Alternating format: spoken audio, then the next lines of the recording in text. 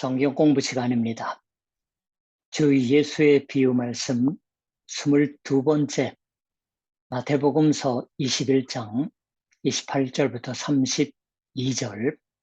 오늘의 부제는 두 아들.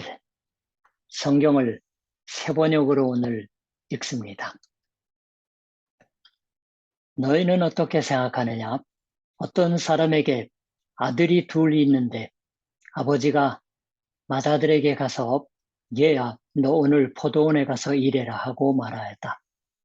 그런데 맏아들은 대답하기를 싫습니다 하고 말하였다. 그러나 그 뒤에 그는 뉘우치고 일하러 갔다. 아버지는 둘째 아들에게 가서 같은 말을 하였다. 그는 대답하기를 예 가겠습니다 아버지 하고서는 가지 않았다.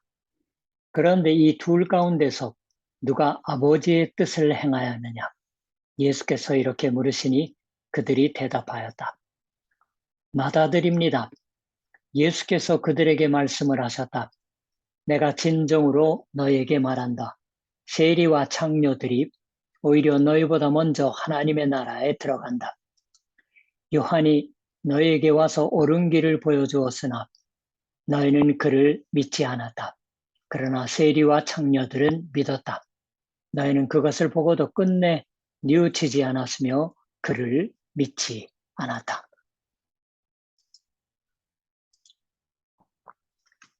이 비유 말씀, 이것은 그렇게 잘 알려져 있는 비유 말씀은 아닐지 모르겠어요. 줄거리는 간단합니다. 형과 동생 두 사람이 제각각 아버지의 명을 받았습니다. 포도원에 가서 일하라. 형 쪽은 싫습니다 하고 대답했습니다. 그러나 실제로는 뉘우치고 가서 일했어요. 두 아들의 대답과 행동의 차이가 비유의 중심을 이루고 있지만 두 사람의 순서는 사본군에 따라서 일치하고 있지 않습니다. 개역 개정 성경에서는 이렇게 되어 있습니다. 우리가 평소 읽는 성경이에요. 너희 생각에는 어떠하냐? 어떤 사람에게 두 아들이 있는데 맏아들에게 가서 이르되 얘 오늘 포도원에 가서 일하라 하니 대답하여 이르되 아버지 가겠나이다 하더니 가지 아니하고 둘째 아들에게 가서 또 그와 같이 말하니 대답하여 이르되 실소이다 하였다가 그 후에 뉘우치고 갔으니 그 둘 중에 누가 아버지의 뜻대로 하였느냐. 아시는 것처럼 형과 동생의 대답도 그 후의 행동도 처음에 읽은 세번역 성경과 엇갈려 있습니다. 이 경우에는 물론 대답도 다릅니다. 둘째 아들이니이다. 여기는 세번역과 공동번역에서 개정개혁과는 내용이 온통 달라져 버렸던 큰 변경이 생겼던 부분입니다. 실제로 전해지고 있는 텍스트사본의 대별에서 두 종류가 있었다고 합니다. 처음에 명을 받은 아들이 일을 하지 않았으므로 부치는 동생 쪽으로 갔다고 하는 편이 줄거리가 말끔합니다. 그러나 그건 현재는 고대 교회에 교의적 관심이 작용하고 있었기 때문이었다고 말해집니다. 마태복음서가 쓰여진 이후에 교회에 있어서 비유 말씀의 두 아들은 유대인과 이방인으로 견주어졌습니다. 복음은 먼저 유대인에게 주어졌지만 그들이 결국 그걸 거부해버렸다. 그리고 아버지의 뜻에 따르듯이 행동했던 건 나중에 아버지의 말을 들은 이방인이었다라고 한 구원사적인 도식에서 비유를 읽는 해석이 주류를 점하여서 이렇게 이 비유에 있어서의 두 사람의 순서가 사본을 모사하는 과정에서 뒤바뀌었던 것, 즉 후에 구성된 것이라고 합니다. 오늘날은 세계 성서협회를 비롯한 킹 제임스 버전조차 거의 대부분의 성경이 세번역과 공동번역처럼 형은 싫다고 했으나 나중에 뉘우치고 갔고, 동생은 가겠다고 했지만 가지 않았다고 하는 텍스트를 채용하고 있습니다. 여기서의 물음은 대체 무엇을 묻고 있는 걸까요? 아무튼 주 예수께서 여기서 이 형과 동생의 모습을 대비적으로 그리셨었는데, 역시 어떻게 말하든 실행하는 것이 중요하다고 하는 것을 말하고 있으시는 걸까요? 형이 아버지의 명령에 말로는 거역했지만 실제로는 그것을 실행했으니까 대답만 좋고 실제로는 아무것도 하지 않았던 동생보다 훨씬 낫다라고 하는 것일까요? 그 같은 교훈을 읽고 이해하면 좋은 걸까요? 잘 알았다. 이걸로 끝 하고 닫아서 버리는 것이니까 이 비유 말씀에 담겨져 있는 주 예수의 마음을 잘 모르게 되어 버리는 것이 아닌가라고 저는 생각합니다.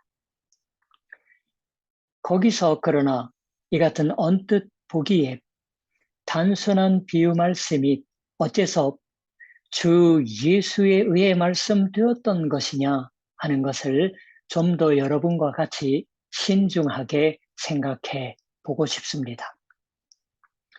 예를 들면 이것은 주 예수의 생애 속에 있어서 어떠한 장면에서 이 비유 말씀을 하셨던 건가라는 것이에요. 우리는 다음 장에서 잘 배우려고 하지만 이 비유 말씀에 이어지는 것이 포도원과 농부의 비유라고 불리고 있는 것입니다. 이 스토리, 이것은 잘 알려져 있어요. 오늘 두 형제의 이야기보다도 알려져 있을 것입니다. 한번 들으면 잊어버릴 수 없는 인상을 받습니다. 포도원과 농부의 비유는.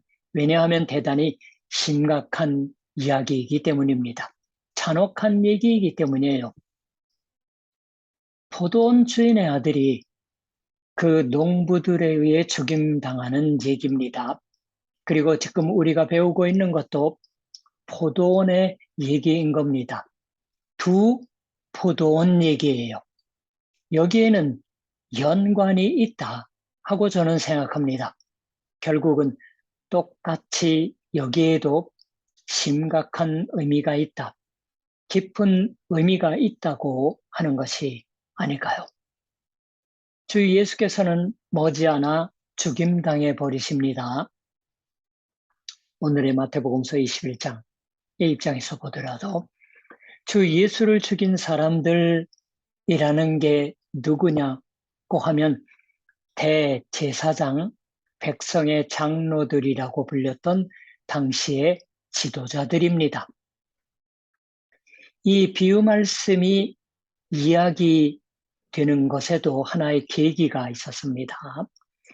예수께서 성전에 들어가 가르치실새 대제사장들과 백성의 장로들이 나와 이르되 네가 무슨 권위로 이런 일을 하느냐, 또 누가 이 권위를 주었느냐. 23절에요. 오늘은 읽지 않았습니다. 예수께서 그의 하신 답변이 나도 한 말을 너희에게 물으리니 너희가 대답하면 나도 무슨 권위로 이런 일을 하는지 이르리라. 요한의 세례가 어디로부터 하느냐?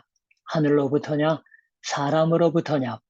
그들이 서로 의논하여 이르되 만일 하늘로부터라 하면 어찌하여 그를 믿지 아니하였느냐 할 것이요, 만일 사람으로부터라 하면 모든 사람이 요한을 선지자로 여기니 연자로 여기니 백성이 무섭다 하여 예수께 대답하여 이르되 우리가 알지 못하노라 하니 예수께서 이르시되 나도 무슨 권위로 이런 일을 하는지 너에게 이르지 아니하리라. 24절부터 27절을 읽어드렸습니다. 대제사장들이나 백성의 장로들과 주 예수와의 사이에 긴박한 긴장 관계가 점차 생겨나고 있는 모습을 우리가 봤습니다. 예루살렘에 들어가셔서 더욱 긴장이 높아지고 드디어 십자가에 달려지는 사건이 벌어집니다. 그 직전에 대단히 긴장된 상황 속에서 주 예수께서 이 얘기를 하신 거예요. 이 비유 말씀의 얘기를. 게다가 여기서 물어지고 있는 건 주 예수의 권위입니다. 세례 요한의 얘기를 하고 있으세요. 요한의 세례도 주 예수의 척대자들이 짓궂은 방식으로 인정하게끔 만들어지고 있는 것처럼 하늘로부터의 권위에 의하는 것이에요.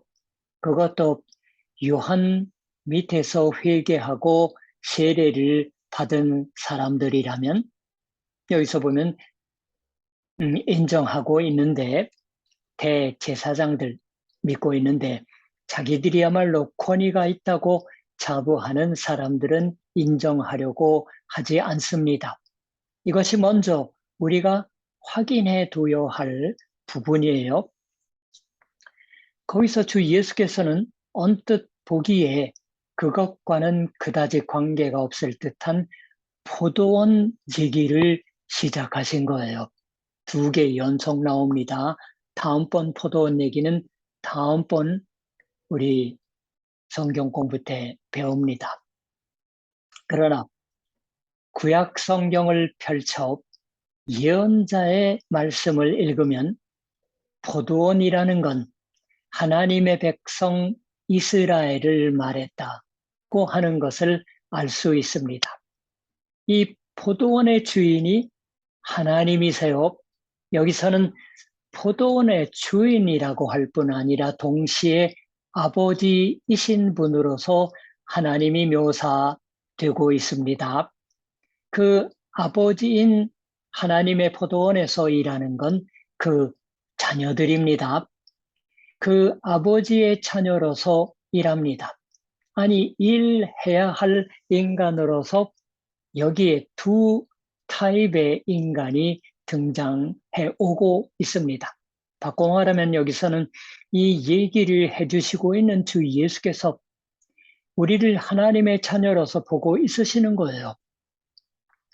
하나님의 자녀로서 그 아버지에게 상응하는 생활을 하고 있느냐 어떠냐고 하는 것을 우리에게 묻고 있으시는 겁니다.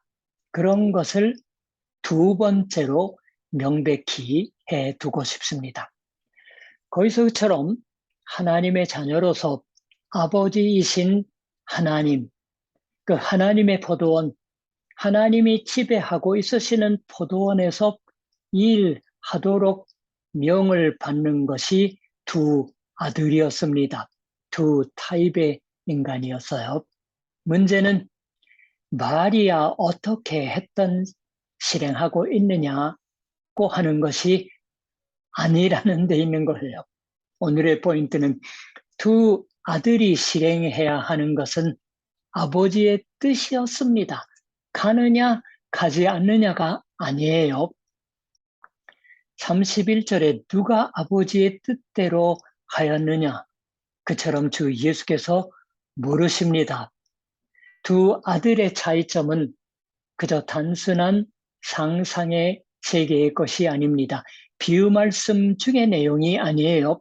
주 예수께서는 여기서 이러한 2 인간의 타입을 만들어 보이시고 있는 게 아니라 자신의 주변에 살고 있는 사람들이 이 2 종류로 나뉘어진다고 말하고 있으시는 겁니다. 포도원에 살고 있는 2 종류의 인간이 있는 거예요. 그 2 종류의 인간이란 무엇이냐? 여기에 이어지는 주 예수의 말씀으로 보면 내용이 명료합니다.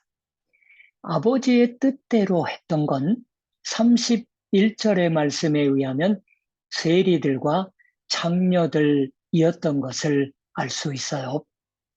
원래는 세리와 창녀들은 바로 아버지의 뜻대로 생활하지 않는다라는 것에서부터 바리새인들로부터는 땅의 백성, 율법에 대해 아무것도 모르고 율법을 따르지도 않는 사람들을 멸시하는 투로 바리새인들로부터 땅의 백성이라고 불렸습니다.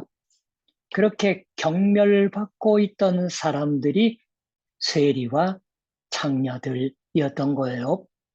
우리가 보기에도 예수께서 세리와 창녀들과 적극적으로 교제하고 그들을 받아들인 것도 그들이 뉘우쳤다든가 아버지의 뜻대로 했기 때문이 아닙니다. 주 예수께서는 왜 세리들과 창녀들이 아버지의 뜻대로 했다라고 말하시는 걸까요? 거기서 아버지의 뜻이란 무엇일까요? 이 비유 말씀 속에서 그에 대해서 대제사장들, 백성의 장로들, 당시의 사고방식으로 보면 지금의 우리의 사고방식으로 보아도 대단히 모범적인 훌륭한 믿음의 생활과 도덕 생활을 하고 있던 사람들입니다. 생각하기에 따라서는 이쪽이 바로 믿음을 실행하는 사람들일 터예요. 그러나 이 사람들은 아버지인 하나님의 뜻대로 하고 있지 않다라고 있습니다. 대체 뭘 하고 있지 않은 걸까요? 거기서 다시 한번 여러분에게 떠올려 주셨으면 하는 것이 있습니다. 그게 어떠한 것이냐고 하면 이 비유 말씀에 앞서 세례 요한에 관하여 말씀하시고 있었다고 하는 것입니다. 그리고 여기서도 새삼 요한의 이름이 주 예수에 의해 말씀되는 것입니다. 내가 진실로 너희에게 이르노니 세리들과 장녀들이 너희보다 먼저 하나님의 나라에 들어가리라. 요한이 의의 도로 너희에게 왔거늘 너희는 그를 믿지 아니었으되 세리와 장녀는 믿었으며 너희는 이것을 보고도 끝내 뉘우쳐 믿지 아니하였도다. 주 예수님 자신 바야흐로 전도에 착수하시려고 할 때 먼저 이 요한에게로 가서 세례를 받으셨어요. 요한은 요한으로서 이 예수께서 공적으로 등장해 오시기에 앞서 주 예수께서 고하시는 복음에 앞서 오로지 하나님의 백성의 회개를 설교하고 그 때문에 세례를 권했습니다. 하나님의 포도원을 하나님의 것으로서 돌려드리기 위한 정화 작업을 했다라고까지 말할 수 있겠지요. 주 예수의 앞서는 최후의 예언자로서 일했습니다. 거기서 주 예수께서 비유 말씀에 이어서 이렇게 말하신 거예요. 내가 진실로 너에게 이르노니 세리들과 장녀들이 너희보다 먼저 하나님의 나라에 들어가리라. 요한이 의의 도로 너에게 왔거늘 너희는 그를 믿지 아니하였으되 세리와 창녀는 믿었으며 너희는 이것을 보고도 끝내 뉘우쳐 믿지 아니하였도다. 마태복음서는 이 세례 요한의 등장을 이같이 묘사하고 있습니다. 그때 세례 요한이 이르러 유대 광야에서 전파하여 말하되 회개하라 천국이 가까이 왔느니라 하였으니 그는 선지자 이사야를 통하여 말씀하신 자라.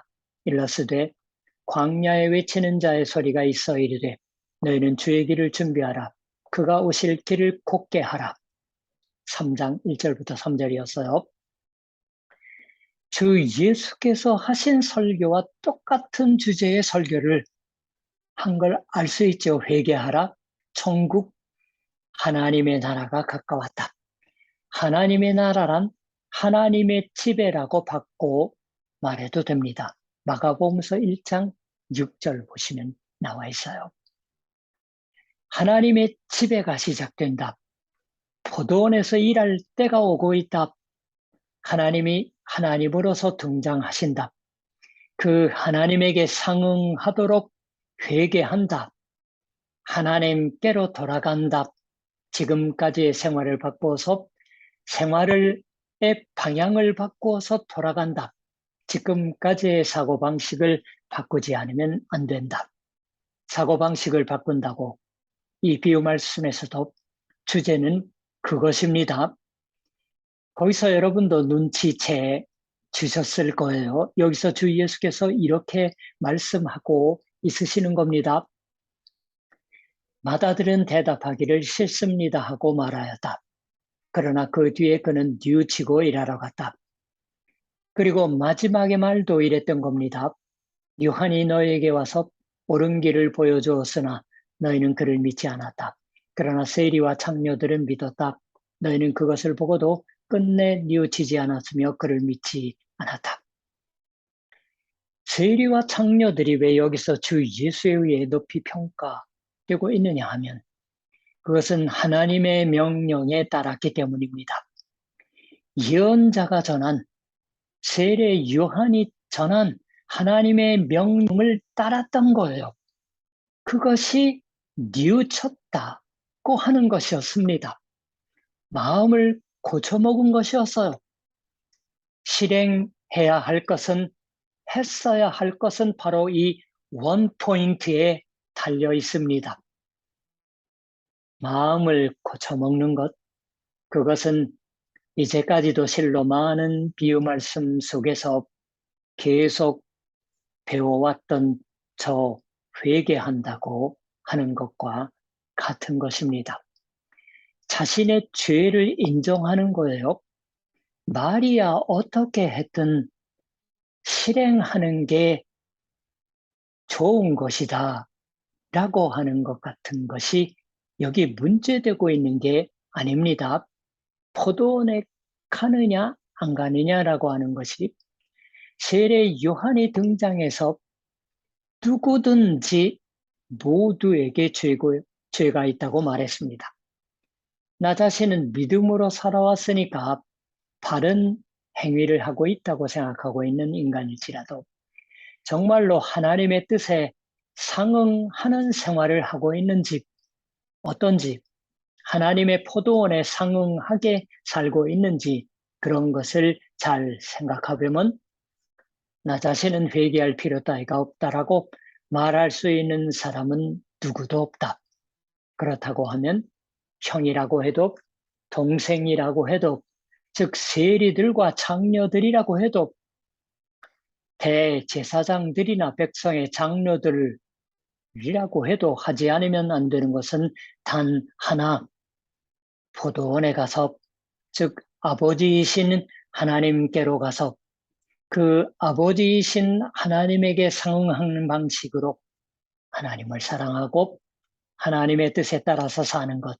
그것은 먼저 무엇보다도 회개에 시작된다. 그런 것이 집중적으로 이 비유 말씀에서 말씀되어 있는 겁니다. 그런데 여기서 새삼 확인해 두고 싶은 것이 있어요. 그것은 제가 언제나 비유 말씀에 관하여 얘기를 드릴 때 그 비유 말씀이 되어진 계기가 무엇이었냐고 하는 것이 중요하다고 말해왔습니다. 좀 전에도 말씀드렸어요. 그 계기가 여기서 무엇이었냐를 다시 한번 마음에 새겨봅시다. 그건 당시의 종교계에 있어서의 권위자들과의 권위를 둘러싼 논쟁이었습니다. 주 예수의 권위를 따진다. 말하자면 일종의 종교재판 같은 장면에 있어서의 논쟁이었습니다. 23절에 예수께서 성전에 들어가 가르치실세라고 있는 것처럼 구체적인 계기는 주 예수께서 가르치고 있으셨던 것이었어요. 말하자면 예언자로서 하나님의 말을 말씀하고 있으셨습니다. 논쟁이란 여기서의 논쟁이란 관료식으로 말하면 누구로부터 허가를 얻었냐? 인가를 받았냐고 하는 것이었어요. 대제사장, 장로의 권위에 관한 직접 법적인 논의는 하시지 않았습니다. 다만 세례 요한의 권위를 인정하는 것이냐라고 물으셨어요. 나도 한 말을 너에게 물으리니 너희가 대답하면 나도 무슨 권위로 이런 일을 하는지 이르리라. 요한의 세례가 어디로부터 왔느냐? 하늘로부터냐? 사람으로부터냐? 이런 멋진 논쟁을 하고 있으셔서요. 24절과 25절입니다. 이 논쟁이 일종의 재판이다라고 말씀드렸지요. 물론 대제사장, 장로들이 주 예수를 재판하고 있는 셈이었습니다. 그러나 여기서는 실로 엄중한 주 예수의 심판의 목소리가 들려옵니다. 그리고 이 형제의 비유 말씀을 하셔서요. 그것은 그 의미에서는 바로 심판의 비유 말씀입니다. 회개를 계속 권하는 주 예수께서는 그 회개로의 초청을 거부하는 자에게 대해서 엄하게 심판하십니다. 지금 우리는 형일 것인지 동생일 것인지 아니 그보다도 세리일 것인지 장녀들일 것인지의 입장이 새삼 물어집니다. 다음번 또 다른 포도원 비유 말씀을 배울 때 뵙지요.